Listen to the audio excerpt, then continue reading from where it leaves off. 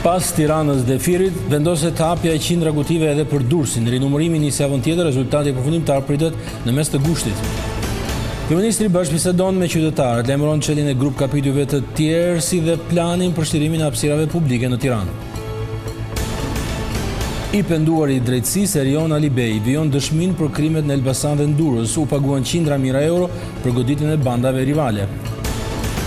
Erand Sojli është finalisti i dytë në fermën VIP aktorit i buzëqesh fakti nga Hajmalia e Agajit. Esteri mbyll rrugtimin pas eliminimit nga votat e publikut.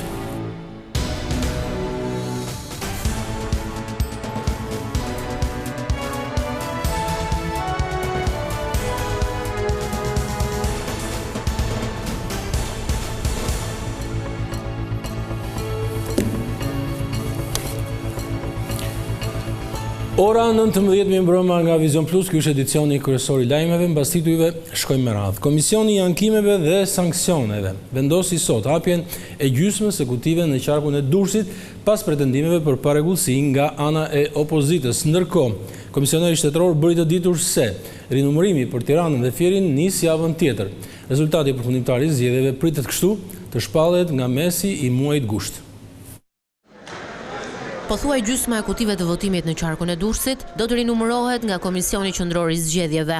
Partia Demokratike shfrytëzoi 2 anëtarët e propozuar nga ajo në Komisionin e Ankimimeve dhe Sanksioneve për të hapur 126 kuti që i përkasin territorit të Bashkisë Durrës. E pritet të rinumërohen votat e kandidatëve në 60 kuti, ku pretendon Aulon Kalaja parregullsi dhe të gjitha votat e diasporës për këtë qark. Sipas kërkesës të Partisë Demokratike Aleancë për Shqipërinë Madhështore, të hapen të gjitha kutit e KZ-s numër 21 dhe numër 22 të qarkut Durrës, po ashtu të hapen edhe kutit e rënditura, pra 126 kutit të tjera të rënditura në materialin e paraqitur nga i njëjti subjekt. Rinumërimi i votave të Durrësit do të bëhet në ambientet e Pallatit të Sportit Farie Hoti, aty ku do të numërohen votat e Tiranës dhe të Fierit.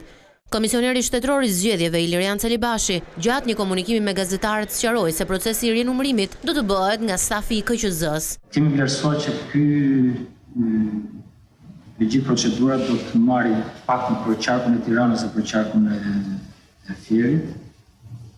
Do të marrin ndërmjet 18 dhe 20 ditë. Duke marrë parasysh kohën që kërkon procesi i rinumërimit, si dhe procesin e ankimimit në kolegjin zgjedhor, Celibashi parashikon se rezultati përfundimtar i zgjedhjeve mund të dalë rreth mesit të muajit gusht. Do të vazhdojmë pa ndërprerje, gjithë administrata e Komisionit Qendror të Zgjedhjeve do të jetë në punë. Kemi anulluar edhe lejet vjetore për gjithë stafin e KQZ-s dhe duket që të paktën edhe gjysma e parë e muajit gusht do të na gjejë të angazhuar me procesin zgjedhor të 11 majit. Përveç këtyre qarqeve, do të rinumërohen edhe 44 kuti në Dibër me kërkesë të kandidatit të PD-s, Xhemal Gjungshi. Shqipëria pritet që të hapë brenda pak javësh të tjerë grup kapituj të negociatave duke përparuar në procesin drejt antarësimit në Bashkimin Evropian. Lajmin e dha kryeministri Rama në rrjetet sociale ku njoftoi se ka nisur puna për samitin e NATO-s që pritet të mbahet pas 2 vitesh në Tiranë. Nisma tjetër e njoftuar nga kreu i qeverisë është plani i pastrimit të Tiranës, ku çdo lagje do të çlirohet nga parkimet e palishme. Kryeministri Rama ju rikthye pas zgjedhjeve komunikimit me qytetarët në rrjetet sociale, lajmëroi se brenda pak javësh do të hapen negociatat për gjithë kapitujt që nevojiten për antarësimin e Shqipërisë në Bashkimin Evropian. Një ditë pasi presidenca polake e Këshillit Bashkimit Evropian i dërgoi qeverisë shqiptare letrën për çeljen e bisedimeve për grup kapitullin numër 4, lideri i mazhorancës Rama deklaroi se procesi i hapjes së kapitujve është në rrugën e mbar. Kemi lajme të mira nga fronti i negociatave dhe besojmë që së shpejti do të marrim lajmin e hapjes një tjetër grup kapitujsh dhe sipas ambicjes dhe planit të hapim pastaj edhe grup kapitullin e fundit në mënyrë që të kemi të gjithë grup kapitull të hapur. Në këtë komunikim me qytetarët, kryeministri Rama zgjodhi të shpjegojë disa nisma që lidhen me kryeqytetin dhe hapësirat në Tiranë. Jemi duke punuar me Bashkinë e Tiranës për një plan të ri të pastrimit të gjitha hapësirave brenda lagjeve, nga të gjitha llojet e zaptimeve, duke filluar nga një zaptim i tmerrshëm dhe i patolerueshëm me trar dhe me marrje dhe dhënie biletash për të parkuar makinën, sepse dikush thot unë kam një pronë këtu. Nuk mund të kesh ti një pronë aty dhe ta përdorësh pronën si të duash, duke i vënë traun qytetarëve që jetojnë në një blok banimi. Një tjetër projekt i qeverisë shqiptare që u lajmërua sot nga kryeministri Rama ka lidhje me futbollin. Jemi në një diskutim së fundmi për të sjellë në Tiranë edicionin evropian të Globe Soccer Awards. Dhe do jetë fantastike që për shembull çmimin e futbollistit më të mirë të vitit nga Globe Soccer Lamine Yamalit fjala vjen t'ja japin këtu në Tiranë.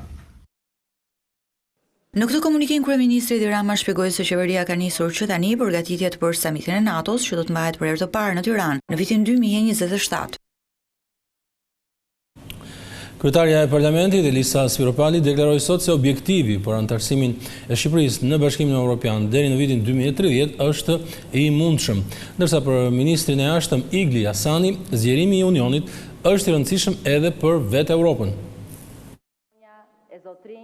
Kryetarja e Kuvendit Elisa Spiropali deklaroi se anëtarësimi i Shqipërisë në Bashkimin Evropian brenda 5 viteve mbetet prioritet i qeverisë shqiptare. Gjatë punimeve të Asamblesë Parlamentare të Procesit të Bashkëpunimit të Europës Juglindore, Spiropali vuri në duke se brenda këtij muaji do të çelin të gjitha kapitujt e nevojshëm për anëtarësim, duke theksuar se ambicia e Shqipërisë është mbështetur edhe nga Brukseli. Objektivi ynë strategjik kombëtar për të mbyllur negociatat brenda vitit 2027 në Shqipëri dhe për t'u anëtarësuar brenda vitit 2030 ka gjetur mbështetjen e Parlamentit dhe Komisionit Evropian, si dhe po fiton mbështetje të gjerë nga vendet anëtare. Ndërsa shefi i diplomacisë shqiptare Igli Hasani vlerësoi rolin e parlamenteve në procesin e integrimit. Ne besojmë fuqishëm se zgjerimi i Bashkimit Evropian mbetet një nga projektet më të suksesshme paqes në histori. Për Evropën juglindore, ai është më shumë se një objektiv politik, është një domosdoshmëri strategjike. Rruga drejt anëtarësimit duhet vazhdoj të bazohet në kritere të qarta, reforma të besueshme dhe respektimin e vlerave themelore. Shqipëria mban presidencën e radhës të procesit të bashkëpunimit për Europën juglindore dhe në sesionin e sotëm në Tiranë morën pjesë delegacione nga Bullgaria, Turqia, Rumania, Slovenia, Kroacia, Mali, Bosnjë e Hercegovina, Serbia dhe Maqedonia e Veriut. Sali Berisha është pyetur sot në prokurorinë e posaçme në lidhje me disa deklarata që ka bërë për gjyqtaren Irena Gjoka. Kjo e fundit e ka paditur për shpifje, por kreu demokrat tha se nuk ndryshon qëndrim, duke shtuar se gjyqtarja e ka vendin në burg. Irena Gjoka, gjyqtarja që firmosi izolimin e kryetarit Partisë Demokratike për rreth një vit në shtëpi, ishte shkaku për cilin Sali Berisha u paraqit sot paradite në SPAK. Prokurori Elvin Goka, i cili po zhvillon hetime paraprake mbi një kallëzim të gjyqtares Gjoka, mori në pyetje për 50 minuta liderin e opozitës për të gjitha deklaratat e tij. Në përfundim të seancës në SPAK para mediave, Sali Berisha përsëriti të njëjtat akuza ndaj gjyqtares Irena Gjoka. A keti ndonjë bisedë me Alket Hyshenin në cilën flitet për 500.000 euro për rishfet për të hequr nga klasifikimi si grup kriminal, apo e ke me Mirel Bërkiri? Tani këtë Irena me 5 mbiemra e ka marrë si fyrje. Irena një mashtruese ordinere, një delinkuente klasike, një person që ka vendin në burg dhe në qeli për ato që ka bërë, e nxitur nga Edi Rama dhe Altin Trofini, në empatin ndaj meje për fyrje. Berisha përsëriti se gjyqtarja Irena Gjoka duhet ishte shkarkuar, pasi ajo është dënuar nga gjykata në Greqi dhe ka fshehur këtë dënim në formularin e dekriminalizimit. Pas paraqitjes në SPAK, Berisha u rikthye në selinë e Partisë Demokratike. Gjatë një konferencë me gazetarët, ai publikoi një video, duke pretenduar se në një qendër votimi në një fshat të Elbasanit, fletët janë vulosur për të përdorur në skemën e trenit bullgar. Shkon tani merr dhe ulën tjetër. Ja, është, vula tjetër. Po të fleta votimit, vendos vulën tjetër, për të përgatit trenin bulgar. Ja, kur palas fletën e votimit, e futi poshtë banakut. E fut në banak, poshtë. Nuk besoj se len më shteg për dyshimin më të vogël. Përdorimi i trenit bulgar në këto zgjedhje si një nga mekanizmat. Partia Demokratike pretendon se në zgjedhjet e 11 majit është përdorur skema e trenit bulgar, një skemë që parashikon se një forcë politike, pasi nxjerrja e qendrës së votimit një flet të rregullt e plotson. E këtë flet plotësuar i jep zgjedhësve duke kërkuar të nxjerrin jashtë fletën e tyre të votimit të paplotësuar.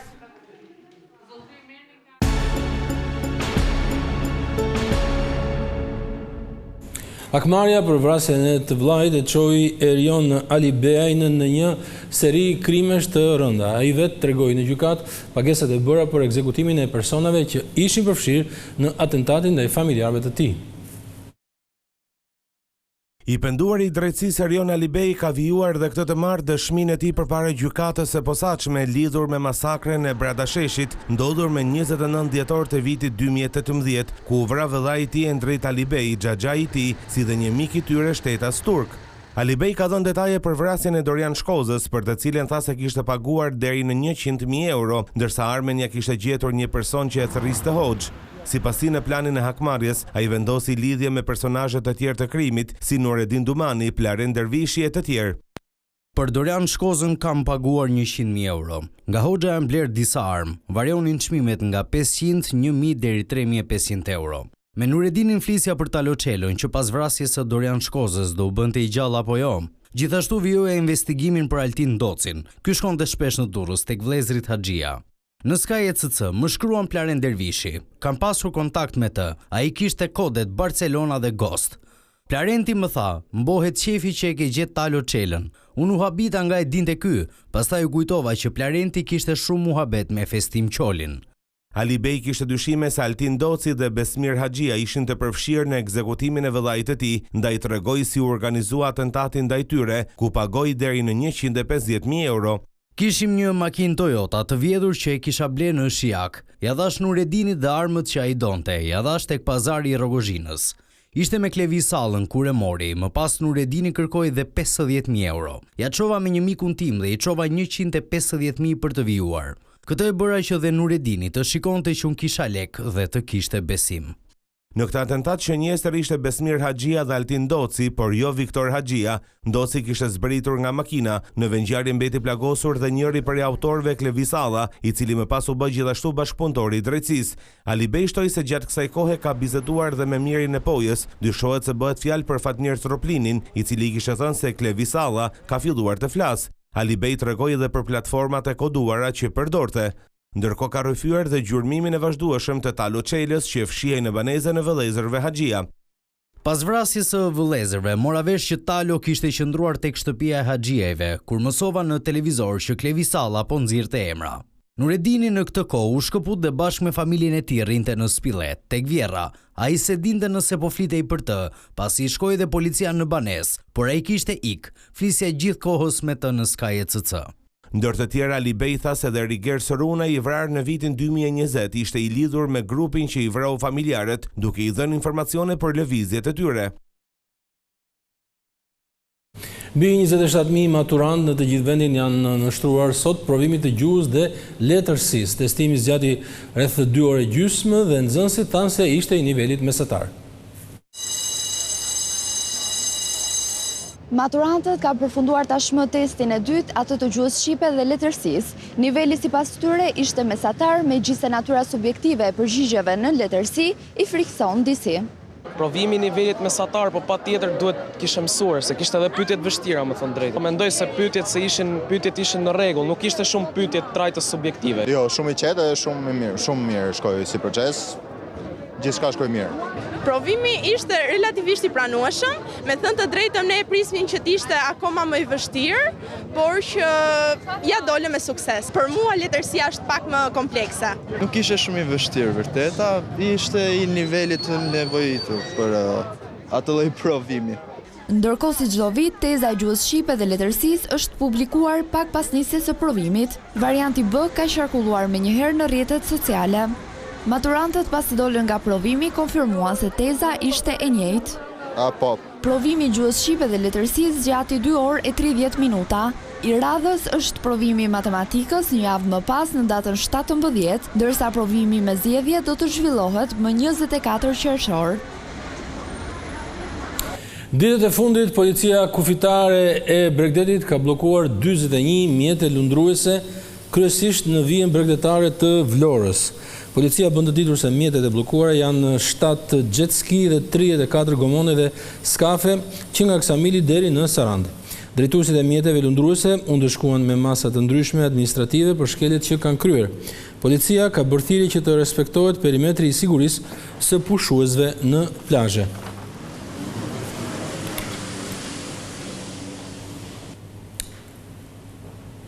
Qëndrojmë te turizmi veror, do të lidhemi drejt për së drejti me kryetarin e Bashkisë së Vlorës, zotin Ermal Dredha, mbi mbrëma kryetari, një sezon veror që paralajmërohet edhe më pozitiv se ai vitit të kaluar, në flas në përgjithësi për gjithë vendin, në disa aspekte ku ndër kryesorët është sigurisht fluksi i turistëve. Qyteti dhe Bashkia e Vlorës, si po përgatiten, si janë përgatitur të përballen këtë vit me këto flukse turistike që pritet të jenë në rritje? Aleksandr, përshëndetje. Faleminderit për ftesën.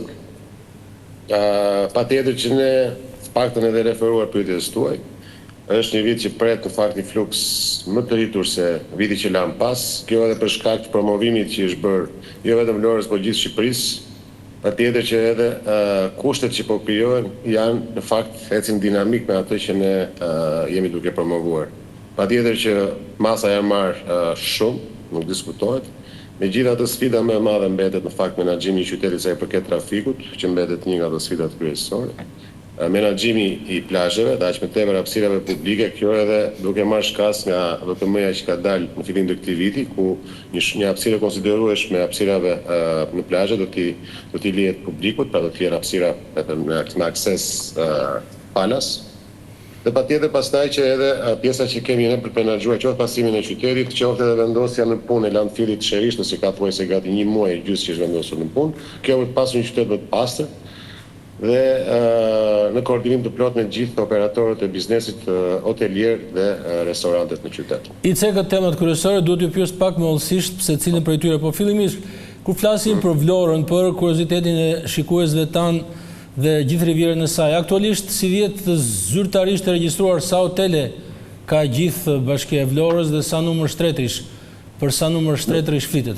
Numri i shtretrave në fakt që ne flasim sot është që pak në kemi në statistikat tona është 7.000 shtretër, por mos të harrojmë që është një numër i konsiderueshëm i ngritur qoftë edhe nga oferta Airbnb, që edhe ato janë jo të gjitha të regjistruara, megjithatë është në rritje, gjitha apartamentet sidomos që janë jo vetëm në zona kryesore, por edhe pak më në qendër të qytetit, më në periferi të qytetit, dhe ato kanë filluar të shikojnë këtë lloj aktiviteti si biznes që sjell përfitim.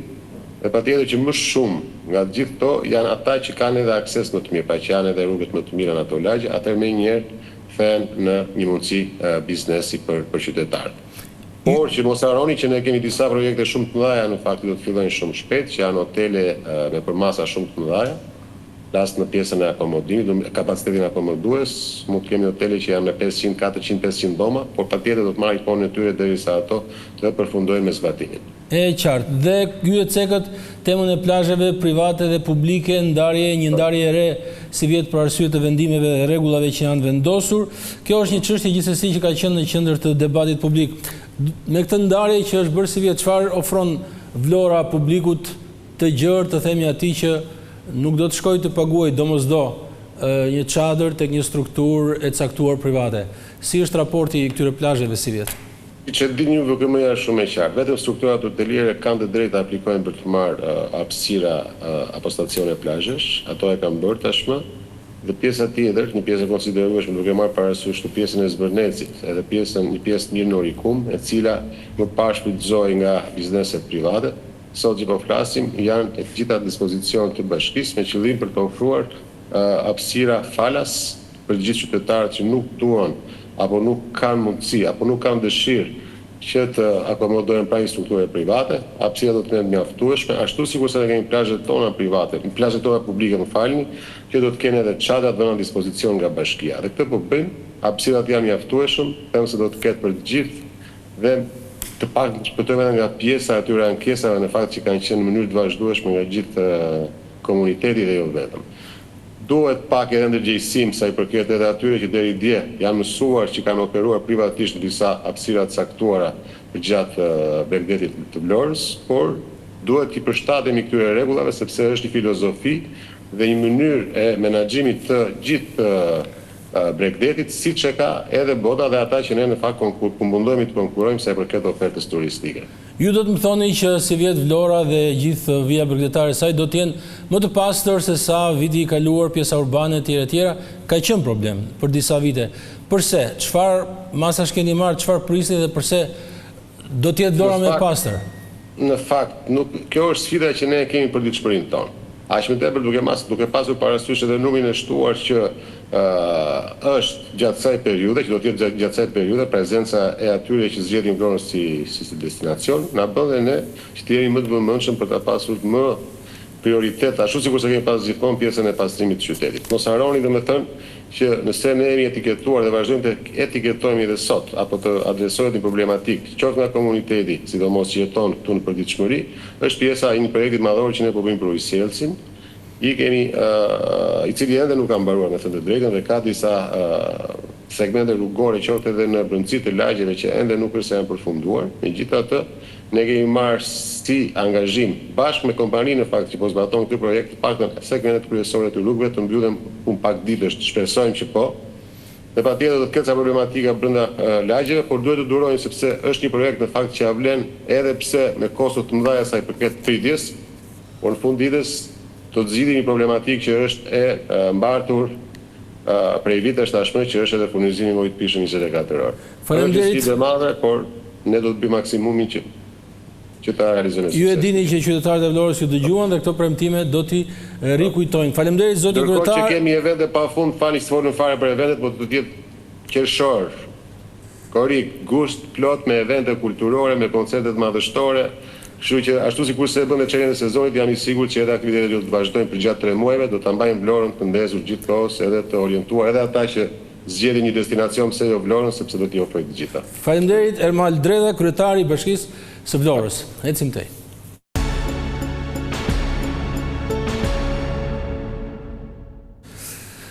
Pas një betejë të gjatë me një sëmundje të rëndë, sonte është ndarë nga jeta ish kryeministri i Kosovës Bujar Bukoshi në moshën 78 vjeçare. Ka qenë kryeministër i qeverisë së Kosovës në ekzil, i diplomuar në Fakultetin e Mjekësisë në Beograd, i specializuar në Gjermani. Bukoshi shërbeu për një kohë të gjatë në sistemin shëndetësor të Kosovës. Ai u angazhua edhe në politikë, duke qenë një nga themeluesit e lidhjes demokratike të Kosovës, si dhe një figurë e rëndësishme gjatë luftës për çlirimin e vendit. Pas shpalljes së pavarësisë, Bujar Bukoshi ishte edhe zëvendës kryeministër në kabinetin e dytë të Hashim Thachit nga viti 2011 deri në vitin 2014. Ngushëllimet për ndarjen nga jeta erdhën nga politikanë dhe zyrtarë të Kosovës dhe nga presidentja Vjosa Osmani.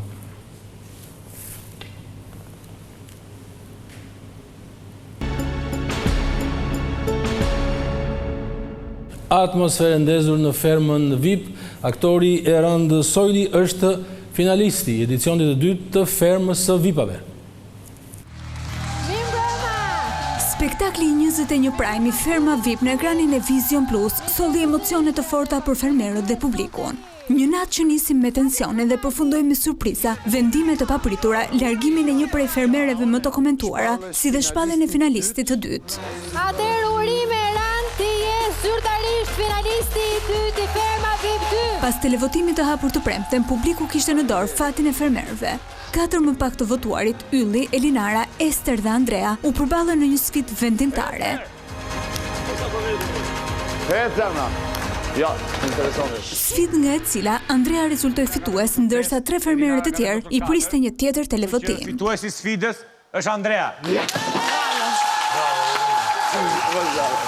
Por Agai si gjithmonë u tregua surprizues.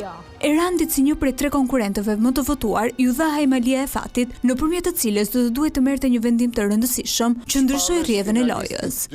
Erandi kishte 2 mundësi: të shpallej automatikisht finalisti i dytë ose të shpëtonte një nga fermerët e rrezikuar për ta sfiduar më pas për një vend në finale. Jem finalisti i dytë. Ai zgjodhi të siguronte për veten vendin në finale, duke i lënë 3 të tjerët në dorë të televotimit të publikut.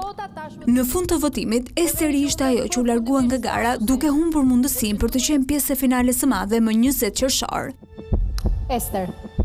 Largimi i saj u shoqërua me emocione të forta, ndërsa televotimi mbeti i hapur për të zgjedhur finalistin e tretë mes Big Bastës dhe Anduelit si 2 më të pëlqyerit e publikut.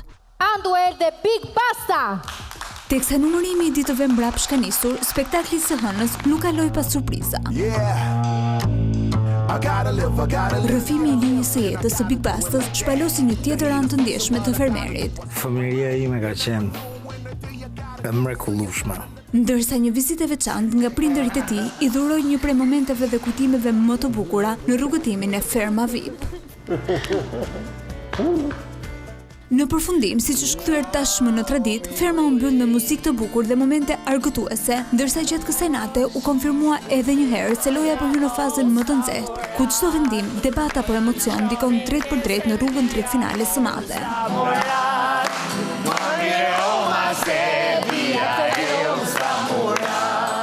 Duke i uruar fat kuqezinëve, mbyllim këtu edicionin kryesor të lajmeve për sot e martë 10 qershor. Ju uroj mbrëmje të këndshme.